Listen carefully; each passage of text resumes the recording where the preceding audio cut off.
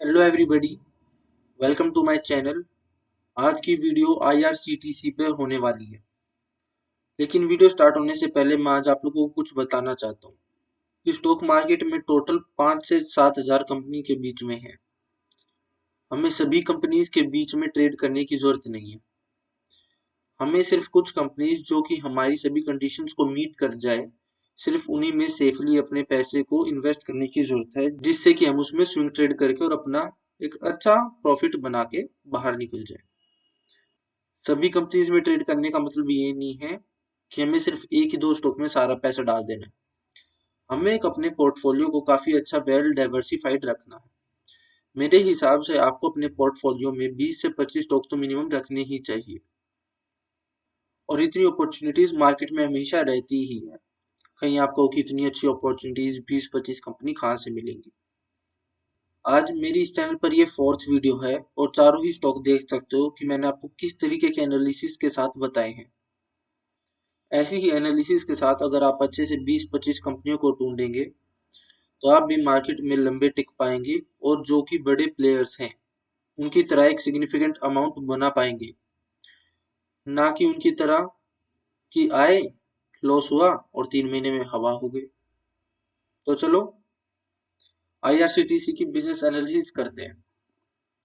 Incorporated in 1999, business में पिछले 25 सालों से है। 25 सालों में काफी पॉलिटिकल पार्टीज चेंज हुई होंगी, काफी सिनेरियो इंडिया के चेंज हुए होंगे, काफी जनरेशन चेंज हुई होंगी, 2 जनरेशन तो चेंज हो ही गई होंगी, लेकिन कंपनी ने अपने आप को फिर भी सस्टेन कर रखा है। वो मैं आपको भी आगे दिखाऊंगा कि कैसे सस्टेन कर रखा है। पर अगर सस्टेन किया है तो कंपनी में इतनी तो बुद्धि है ही कि कैसे उन्हें चेंजिंग वर्ल्ड के साथ अपने आप को भी चेंज करना है, ताकि वो भी हमेशा के लिए एवरग्रीन ही रहे। Company is the only company, फिर से सुनो, only company authorized by the Indian government to provide online railway tickets, catering services, and packaged water at railway stations and trains in India. Only company का मतलब company की इस sector में monopoly है। इस सेक्टर में ना कोई है और ना आगे कोई आ सकता है। इस बिजनेस में जितना भी ग्रोथ पोटेंशियल है उसका पूरा लाभ ये आईआरसीटीसी ही लेने वाली है, क्योंकि online railway tickets, catering services, packaged drink water at railway station and train in India, हर जगह यही सप्लाई करने वाले हैं। अभी आपने पीछे देखा हो क्या आईआरएफसी, आरवीएनएल कितने हाई फ्लाइंग स्टॉक्स बने हुए थे, क्योंकि गवर्नमेंट ने अभी रेलवे को लेके काफी प्लान्स दिखाए अपने कि कैसे वो रेलवे को ग्रो करने वाले आगे, और ये अपने सेक्टर में मोनोपोली है। तो बिजनेस एनालिसिस तो आगे करने की जरूरत ही नहीं, कि जितना भी इस सेक्टर में ग्रोथ पोटेंशियल है, ऑनलाइन रेलवे टिकट्स का, कैटरिंग सर्विसेज का, ड्रिंकिंग वाटर का, उस सब में यही पूरा प्रॉफिट लेने वाली है। तो सीधा चलते हैं फाइनेंशियल एनालिसिस की तरफ। कंपनी का आरओसी ही 60%, इससे ऊपर अगर कुछ मिल जाए तो और चाहिए ही क्या। 60%, आगे रिजल्ट देखने की जरूरत ही नहीं, मैं अपने आप बता दूं कि हाईएस्ट एवर होंगे। कंपनी का ROE 45.4%, debt to equity ratio 0.02%। Balance sheet में देखें तो कंपनी पे 67 करोड़ का डेट। 75,000 करोड़ की कंपनी पर अगर 67 करोड़ का डेट है तो वो ऑलमोस्ट नेग्लिजिबल ही है। चार्ट पे चलकर कंपनी का पी रेशियो देखें तो कंपनी का मीडियन पी है 69.9, ऑलमोस्ट 70 का पी है। और अभी पी चल रहा है कंपनी का 66.4, तो मीडियन पी से भी कम है अभी कंपनी का पी। एनालिसिस तो क्या ही देखना, एनालिसिस हम खुद ही कर लेते हैं, बाकी प्रोज ही बहुत ज्यादा है। पीयर्स में जैसा कि आप देख सकते हो, मैंने भी बताया ओनली कंपनी, ये अपने सेक्टर की मोनोपोली कंपनी है। क्वार्टरली रिजल्ट्स को देखें तो कंपनी का क्वार्टर दिसंबर में 1118 करोड़, 918 करोड़ से 200 करोड़ का जंप, बल्कि 1118 करोड़ हाईएस्ट एवर सेल्स है इनकी। कंपनी का नेट प्रॉफिट 300 करोड़, ये भी हाईएस्ट एवर है। कंपनी के क्वार्टरली रिजल्ट्स हाईएस्ट एवर।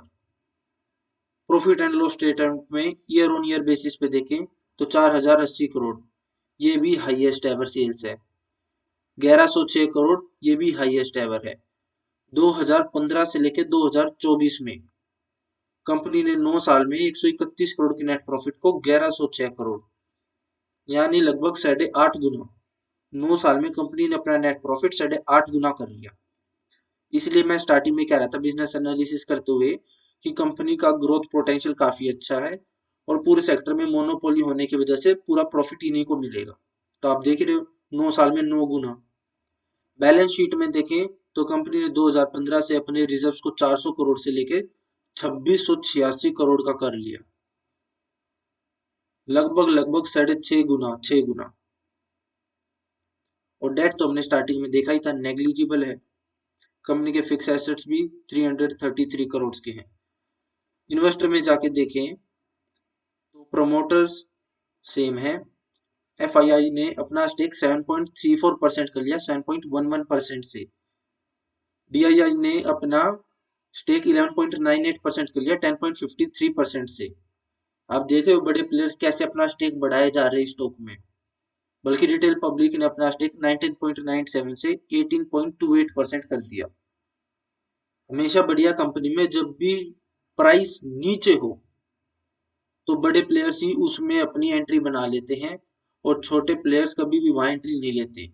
जब स्टॉक आईआरएफसी और आरबीएनएल की तरह हाई फ्लाइंग हो जाता है, जब जाके पोजीशन लेते हैं और तब ये बड़े प्लेयर्स वहां से अपनी एग्जिट ले लेते हैं और इसलिए जाके छोटे प्लेयर्स फंस जाते हैं। तो हमने बिजनेस एनालिसिस कर लिया, फाइनेंशियल एनालिसिस कर लिया, चलो टेक्निकल एनालिसिस भी कर लेते हैं। कंपनी का अपना ऑल टाइम हाई प्राइस से भी बहुत नीचे चल रही है। देखा जाए तो ऑलमोस्ट 27% डाउन।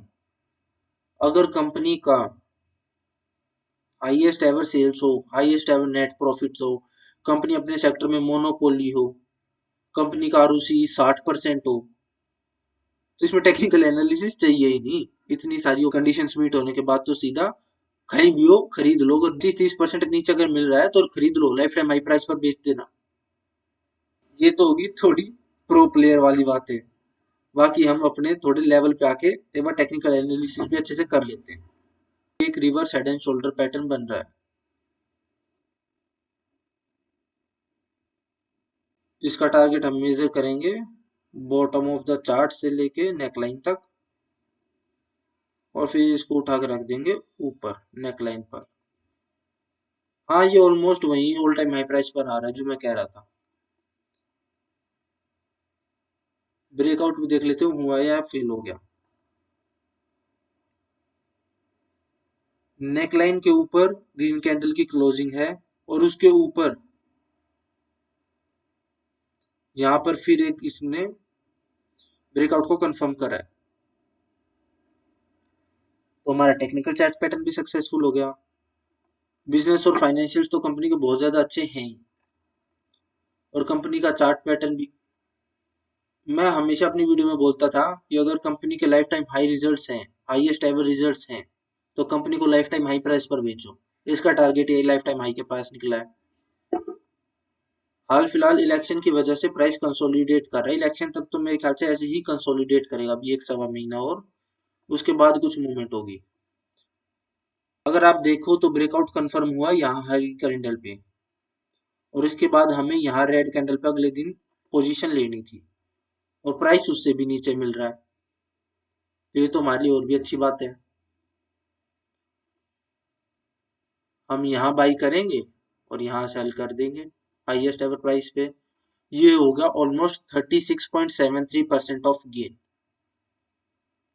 और मेरे हिसाब से अगर ये 1 साल में भी टारगेट जाके पूरा होता है, जो कि हो ही जाएगा क्योंकि कंपनी का हाईएस्ट एवर रिजल्ट है भाई, और अगर बीजेपी आ गई तो मार्केट में वैसे एक बुल रन आ जाएगा और भी जल्दी टारगेट पूरा होने के चांसेस है। पर अगर 1 साल में भी अगर टारगेट पूरा होता है तो ऑलमोस्ट 36.5% गेन किसी भी अदर इन्वेस्टमेंट अपॉर्चुनिटी में नहीं आता। अगर आप अपने दिमाग से थोड़ा सा काम ले, बिजनेस एनालिसिस बहुत अच्छे से करें, फाइनेंशियल एनालिसिस बहुत अच्छे से करें और टेक्निकल एनालिसिस भी सीख ले और उसे बहुत अच्छे से करें, तो मैं तो कह रहा हूँ वर्ल्ड का बेस्ट बिजनेस है। जहाँ इतने परसेंटेज ऑफ गेन मिल रहे हैं हमें एक एक सवा सवा साल में। बाकी ये मेरी किसी भी तरह की रिकमेंडेशन नहीं थी, आप अपनी समझ से ट्रेड करेंगे क्योंकि इसमें प्रॉफिट भी आपका है और लॉस भी। मेरी बताने से सिर्फ आप सीखेंगे कि मैं कैसे क्या बातें बता रहा हूँ, क्या वो सही है क्या वो गलत है। मैं सिर्फ इस चैनल पे आप लोगों को दिखाने और सिखाने आता हूँ कि किस तरीके से मार्केट में बड़े प्लेयर्स ट्रेड करते हैं और एक अच्छा प्रॉफिट बनाते हैं। Thanks for watching.